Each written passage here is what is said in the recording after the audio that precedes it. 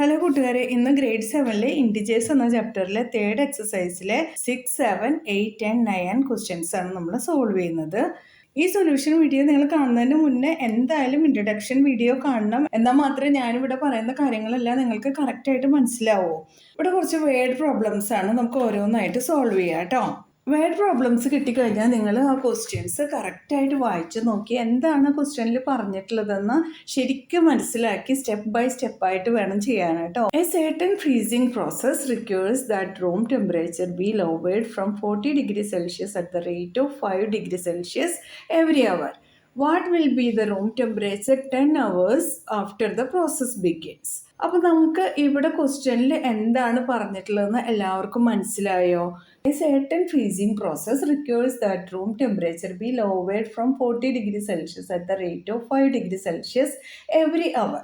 ഇത് പറഞ്ഞതിൽ നിന്ന് നമ്മൾ മനസ്സിലാക്കേണ്ടത് ഒരു ആ റൂം 40 ഡിഗ്രി സെൽഷ്യസിലാണ് ഉള്ളത്. ഈ 40 ഡിഗ്രി സെൽഷ്യസിൽ നിന്നും ഓരോ മണിക്കൂറിലും 5 ഡിഗ്രി സെൽഷ്യസ് വീതം കുറഞ്ഞുകൊണ്ടേയിരിക്കുകയാണ്. അതാണ് നമുക്ക് ഫസ്റ്റ് സെന്റൻസിൽ പറഞ്ഞിട്ടുള്ളത്. അത് കഴിഞ്ഞ് പറഞ്ഞത് what will be the room temperature 10 hours after the process begins. അങ്ങനെ ഓരോ മണിക്കൂറിലും 5 ഡിഗ്രി സെൽഷ്യസ് വീതം കുറഞ്ഞു കഴിഞ്ഞാൽ 10 hours കഴിയുമ്പോൾ ടെമ്പറേച്ചർ എത്രയായിരിക്കും? അതാണ് നമ്മുടെ ക്വസ്റ്റ്യൻ. അപ്പോൾ നമുക്ക് ആദ്യം പറഞ്ഞ കാര്യങ്ങൾ സ്റ്റെപ്പ് ബൈ സ്റ്റെപ്പായിട്ട് അങ്ങോട്ട് എഴുതി കൊടുക്കാം. Temperature of the room in the beginning 40 degree Celsius, അത് എഴുതി കൊടുത്തു. അത് കഴിഞ്ഞിട്ട് temperature change after 1 hour 5 degree Celsius കുറഞ്ഞുകൊണ്ടിരിക്കുകയാണ്, ലോവേഡ്, കണ്ടില്ലേ? അപ്പോൾ നമ്മൾ കുറഞ്ഞുകൊണ്ടിരിക്കുന്നതിന് നമ്മൾ -5 ഡിഗ്രി സെൽഷ്യസ് എന്ന് കൊടുക്കുക അല്ലേ?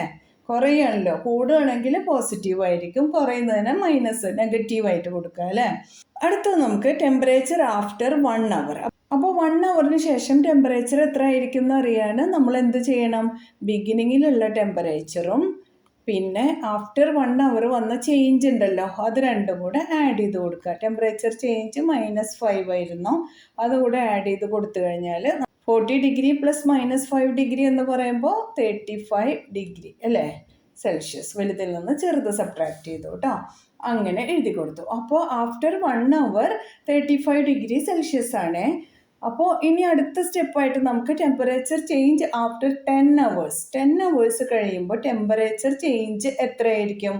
ഓരോ അവറിലും 5 ഡിഗ്രി സെൽഷ്യസ് കുറഞ്ഞുകൊണ്ടിരിക്കുകയല്ലേ? അപ്പോൾ 10 hours എത്ര ഡിഗ്രി സെൽഷ്യസ് ആയിരിക്കും കുറഞ്ഞിട്ടുണ്ടാവുക?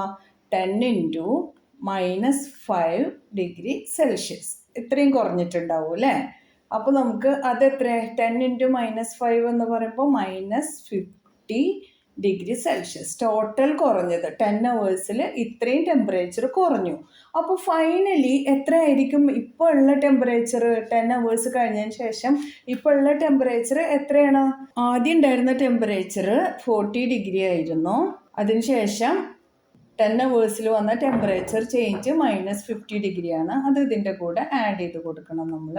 അപ്പോൾ നമുക്ക് എത്ര ആൻസർ കിട്ടുക? 40 + -50 എന്ന് പറയുമ്പോൾ 50 - 40 10 ആണ്. പിന്നെ വലുതിൻ്റെ സൈൻ കൊടുക്കുക. അപ്പോൾ നമ്മുടെ ആൻസർ കിട്ടുന്നത് -10 ഡിഗ്രി സെൽഷ്യസ് എന്നാണ്. ആർക്കും ഡൗട്ടൊന്നുമില്ലല്ലോ? അപ്പോൾ നമുക്ക് അടുത്ത ക്വസ്റ്റ്യനിലോട്ട് പോകാം. എല്ലാവരും ശരിക്കും മനസ്സിലാക്കണേ. ഓരോന്നായിട്ട് വായിച്ചിട്ട് നമുക്ക് സ്റ്റെപ്പ് ബൈ സ്റ്റെപ്പായിട്ട് ചെയ്യാം. എന്താ ഇവിടെ പറഞ്ഞിട്ടുള്ളത്? In A class test containing 10 questions, 5 marks are awarded for every correct answer and -2 marks are awarded for every incorrect answer and 0 for questions not attempted. അങ്ങനെ ഇവിടെ 3 ക്വസ്റ്റ്യൻസ് ഇതിൻ്റെ പാർട്ടായിട്ട് തന്നിട്ടുണ്ട്. Mohan gets 4 correct and 6 incorrect answers. What is his score എന്ന് ചോദിച്ചിട്ടുണ്ട്. First നമുക്ക് അത് ചെയ്ത് നോക്കാം. ഇവിടെ പറഞ്ഞിട്ടുള്ളത് ക്ലാസ് ടെസ്റ്റിൽ 10 ക്വസ്റ്റ്യൻസ് ഉണ്ടായിരുന്നു. 5 marks ആണ് നമ്മുടെ എല്ലാ ആൻസേഴ്സും കറക്റ്റ് ആയി കഴിഞ്ഞാൽ നമുക്ക് കിട്ടുന്നത്. നമ്മുടെ ഇൻകറക്റ്റ് ആൻസേഴ്സിന് -2 marks ആണ് കിട്ടുന്നത്. നമ്മൾ അറ്റംപ്റ്റ് ചെയ്തിട്ടില്ലെങ്കിൽ അതിന് 0 മാർക്കാണ് കിട്ടുന്നത്. അപ്പോൾ അതിൻ്റെ ഫസ്റ്റ് ക്വസ്റ്റ്യനായിട്ട് പറഞ്ഞിട്ടുള്ളത് Mohan gets 4 correct and 6 incorrect answers. What is his score എന്നാണ്. മോഹന് എത്ര കറക്റ്റ് ആൻസേഴ്സ് കിട്ടി? 4 അല്ലേ? അപ്പോൾ ഫസ്റ്റ് സ്റ്റെപ്പ് തന്നെ നമുക്ക് marks award to Mohan 4 correct answers കൊടുക്കാം. 4 കറക്റ്റ് ആൻസേഴ്സ് ഉണ്ടായിരുന്നു. ഓരോ കറക്റ്റ് ആൻസറിനും എത്ര മാർക്കാണ്? 5 marks വീതം കിട്ടും അല്ലേ? അപ്പോൾ നമുക്ക് 4 × 5 = 20 marks എന്ന് എഴുതി കൊടുക്കാം. ഇനി marks awarded to Mohan for incorrect answers. 6 incorrect answers അല്ലേ. അപ്പോൾ നമുക്ക് 6 ഇൻറ്റു എത്രയാണ് മാർക്ക്? -2 മാർക്കാണ് ഓരോ ഇൻകറക്റ്റ് ആൻസേഴ്സിനും. അപ്പോൾ 6 ഇൻറ്റു -2 കൊടുക്കാം നമുക്ക്. -12. ഇനി നമുക്ക് മോഹന് കിട്ടിയ ടോട്ടൽ മാർക്ക് നോക്കാം. Total marks obtained by Mohan എന്ന് പറയുമ്പോൾ നമുക്ക് കിട്ടിയ ഈ രണ്ട് ആൻസേഴ്സും ആഡ് ചെയ്യാം. 20 പ്ലസ് -12. അപ്പോൾ 20 പ്ലസ് -12 എന്ന് പറയുമ്പോൾ നമുക്ക് എത്ര ആൻസർ കിട്ടുന്നത്? 8 അല്ലേ. സെക്കൻഡ് പാർട്ടായിട്ട് പറഞ്ഞിട്ടുള്ളത് Reshma gets 5 correct answers and 5 incorrect answers. What is her score? അപ്പോൾ നമുക്ക് രേഷ്മയ്ക്ക് കിട്ടിയ മാർക്ക് എത്രയാണെന്ന് കണ്ടുപിടിക്കണം. അതിനായിട്ട് marks awarded to Reshma for correct answers നോക്കണം. എത്ര കറക്റ്റ് ആൻസർ ഉണ്ടായിരുന്നു? 5 കറക്റ്റ് ആൻസേഴ്സ് അല്ലേ.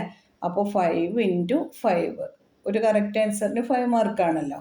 Marks awarded to Reshma for incorrect answers. എത്ര ഇൻകറക്റ്റ് ഉണ്ടായിരുന്നു?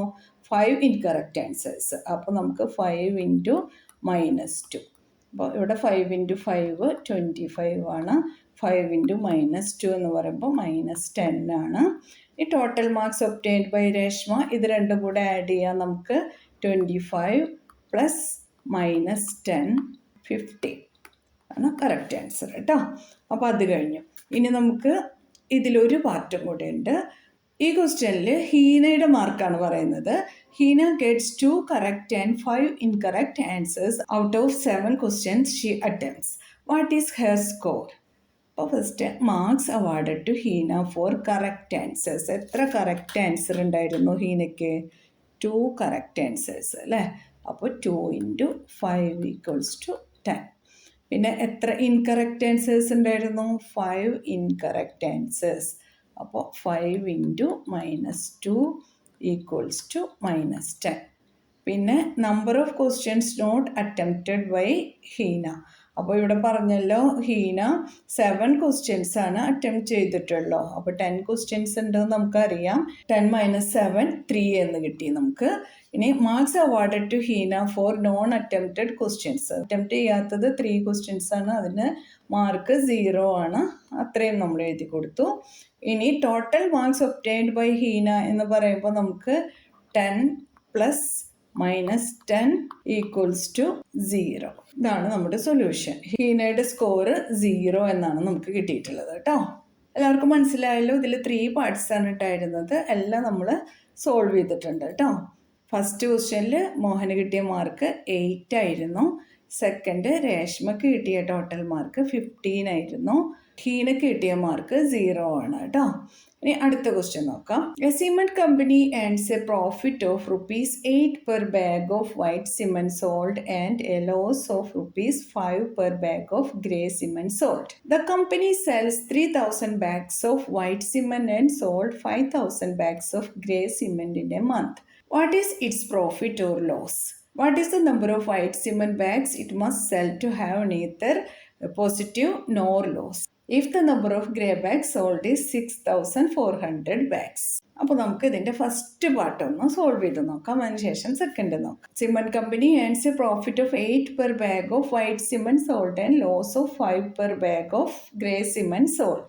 അപ്പോൾ ഒരു സിമെന്റ് കമ്പനി 2 തരം സിമെന്റുകൾ സെല് ചെയ്യുന്നുണ്ട്. അതിൽ വൈറ്റ് സിമെന്റും ഉണ്ട്, ഗ്രേ സിമെന്റും ഉണ്ട്. വൈറ്റ് സിമെന്റ് ഒരു ബാഗിന് 8 rupees പ്രോഫിറ്റ് ആയിട്ടും പിന്നെ ഗ്രേ സിമെന്റ് ഒരു ബാഗിന് 5 rupees ലോസും ആയിട്ടാണ് ഇവർ സെല് ചെയ്തുകൊണ്ടിരിക്കുന്നത്. അപ്പോൾ ആദ്യം തന്നെ നമുക്ക് കിട്ടിയ കാര്യങ്ങളെല്ലാം സ്റ്റെപ്പ് ബൈ സ്റ്റെപ്പായിട്ട് എഴുതി കൊടുക്കാം. അതിനുശേഷം കാൽക്കുലേഷൻസ് ചെയ്യാം കേട്ടോ. Profit on the white cement bag. White cement ബാഗിൽ വരുന്ന പ്രോഫിറ്റ് എത്രയായിരുന്നു?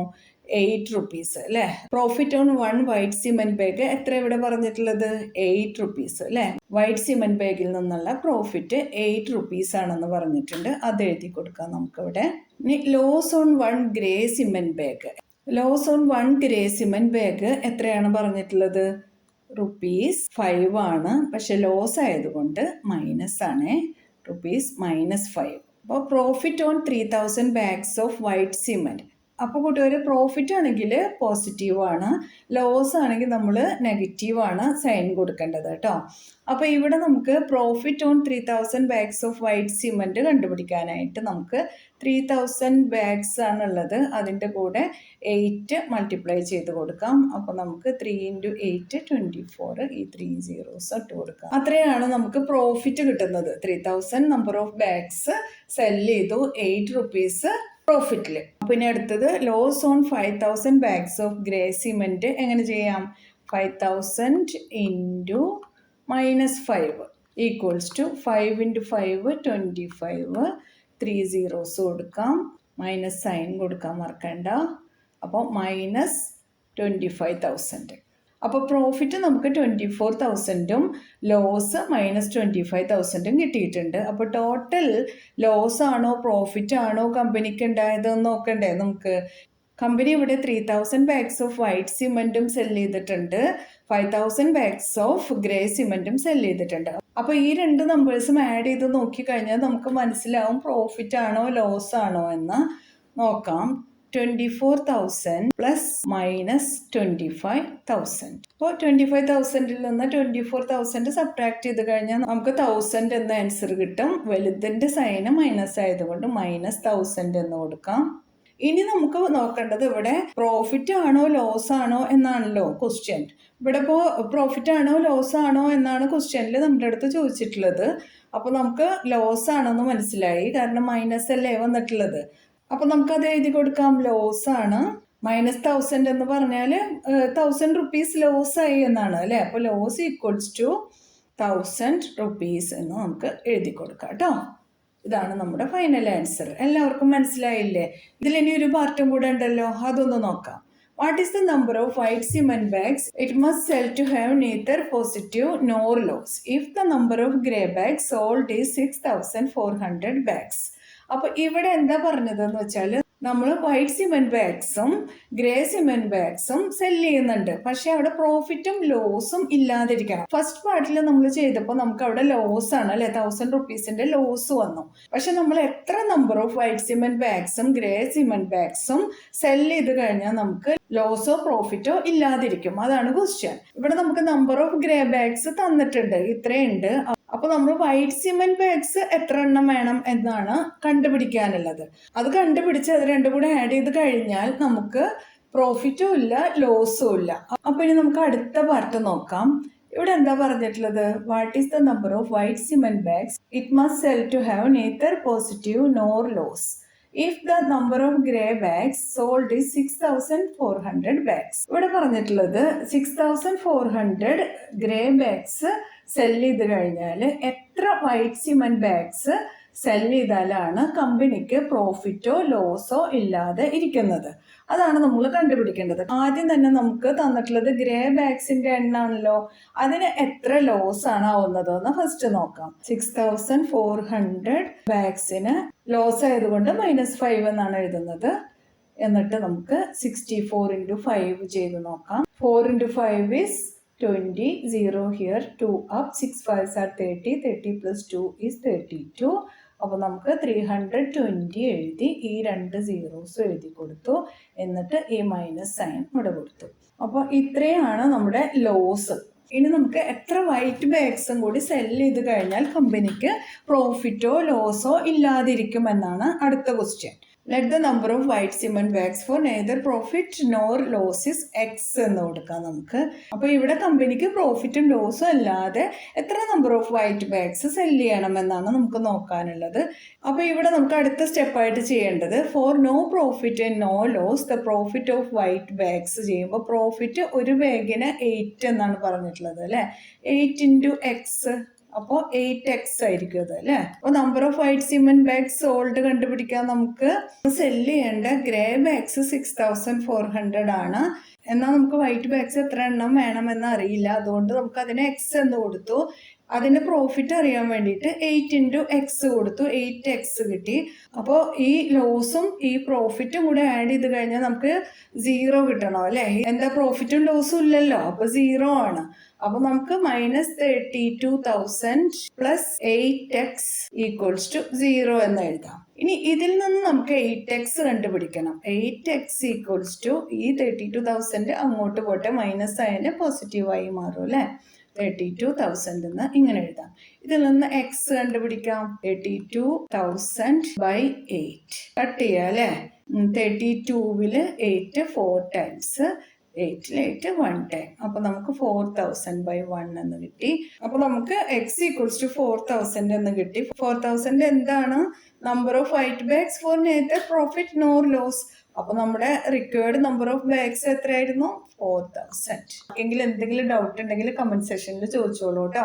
ആദ്യം നമ്മൾ ഗ്രേ ബാഗ്സിന്റെ ലോസ് എഴുതി, അത് കഴിഞ്ഞിട്ട് നമ്മൾ വൈറ്റ് ബാഗ്സിന് എക്സ് എന്ന് പേര് കൊടുത്തു. അപ്പോൾ അതിന്റെ പ്രോഫിറ്റ് 8 × x 8x ആണെന്ന് എഴുതി.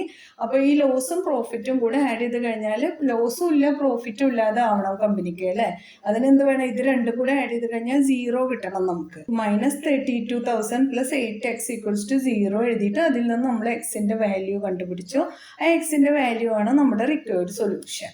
മനസ്സിലായില്ലേ കൂട്ടുകാരെ? അപ്പം നമുക്കിനി അടുത്ത ക്വസ്റ്റ്യനിലോട്ട് പോകാം കേട്ടോ. ഇത് ഈ തേർഡ് എക്സസൈസിലെ ഫൈനൽ ക്വസ്റ്റ്യൻ ആണ്. ഇത് നല്ല ഈസിയാണ് കേട്ടോ. Replace the blank with an integer to make it a true statement. ഇവിടെ തന്നിട്ടുള്ള ഈ സ്റ്റേറ്റ്മെന്റ് ട്രൂ ആവാൻ എങ്ങനെയാണ് നമ്മൾ ഈ ബ്ലാങ്ക്സ് ഫില്ല് ചെയ്യേണ്ടതെന്ന് നോക്കാം നമുക്ക്. -3 × ഡാഷ് ഈക്വൽസ് ടു 27. 27 എന്നാണ് ആൻസർ കിട്ടേണ്ടത്. ഇവിടെ എന്ത് ഫില്ല് ചെയ്താലായിരിക്കും 27 എന്ന ആൻസർ കിട്ടുന്നത്? 3 × എത്രയാണ്? 27. 3 × 9 ആണ് അല്ലേ. അപ്പൊ അത് എഴുതി കൊടുത്തു. പിന്നെ പക്ഷെ നമ്മുടെ ആൻസർ നെഗറ്റീവ് ആൻസർ അല്ല. ഇവിടെ ഇപ്പോൾ -3 × 9 എന്ന് എഴുതി കഴിഞ്ഞാൽ -27 ആണ് കിട്ടുന്നത്. അപ്പൊ നമ്മൾ ഇവിടെ ഒരു മൈനസ് സൈനും കൂടി കൊടുത്തു കഴിഞ്ഞാൽ -++ ആയി. 3 × 9 27 ആയി. കഴിഞ്ഞില്ലേ? അടുത്തത് നമുക്ക് നെഗറ്റീവ് ആൻസർ തന്നെയാണ് വേണ്ടത്, -35 എന്ന. അപ്പോൾ 5 × ഡാഷ് ഈക്വൽസ് ടു -35 ആണ്. ഇവിടെ എന്ത് കൊടുക്കണം?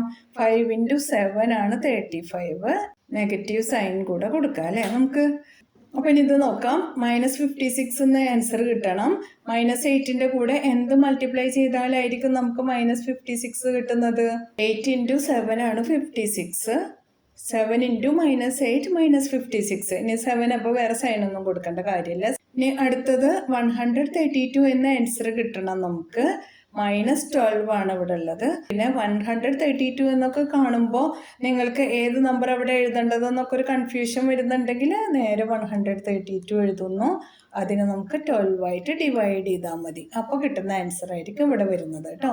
13-ൽ 12 1 time, 1 12s are 12. 3 - 2 is 1, 1 - 1 is 0. This 12 is coming down. 12-ൽ 12 1 time. 1 × 12 is 12. 12 - 12 is 0. അപ്പോൾ നമുക്ക് കിട്ടുന്ന ആൻസർ 11 ആയിരിക്കും. അതിവിടെ എഴുതി കൊടുക്കാം. ആൻസർ പോസിറ്റീവ് ആയതുകൊണ്ട് -n സൈനും കൊടുക്കണം കേട്ടോ. അപ്പോൾ ഇവിടെ എല്ലാം ഞാൻ പെട്ടെന്ന് ആൻസർ എഴുതിയിട്ടുണ്ട്. നിങ്ങൾക്ക് ആൻസർ ചെയ്യാൻ കിട്ടുന്നില്ലെങ്കിൽ ഈ ആൻസറിനെ ഇതുമായിട്ട് ഡിവൈഡ് ചെയ്താൽ മതി. ഇപ്പോൾ ഇവിടെ ചെയ്ത മെത്തേഡിൽ തന്നെ ചെയ്ത് കഴിഞ്ഞാൽ നിങ്ങൾക്ക് ഇവിടെ ഫില്ല് ചെയ്യേണ്ട ആൻസർ കിട്ടും കേട്ടോ. 27 / 3 ചെയ്താൽ 9 കിട്ടും. 35 / 5 ചെയ്താൽ 7 കിട്ടും. 56 / 8 ചെയ്ത് കഴിഞ്ഞാൽ നമുക്ക് 7 കിട്ടും. അപ്പോൾ ഈ എക്സസൈസ് ഇവിടെ കഴിഞ്ഞു കേട്ടോ. അപ്പോൾ കൂട്ടുകാരെ, നിങ്ങൾക്ക് എല്ലാവർക്കും ഈ വീഡിയോ ഇഷ്ടപ്പെട്ട് കഴിഞ്ഞാൽ എല്ലാവരും ലൈക്ക് ചെയ്യുക, സബ്സ്ക്രൈബ് ചെയ്യുക, നിങ്ങളുടെ ഫ്രണ്ട്സിന് എല്ലാവർക്കും ഇത് അയച്ചു കൊടുക്കുക. എല്ലാവരുടെ അടുത്ത് നമ്മുടെ വീഡിയോനെ കുറിച്ച് പറഞ്ഞുകൊണ്ടേയിരിക്കുക. എല്ലാവരും കാണട്ടെ, എല്ലാവരും പഠിക്കട്ടെ, എല്ലാവരും സപ്പോർട്ട് ചെയ്യുമല്ലോ കൂട്ടുകാരെ. Thank you. Bye bye.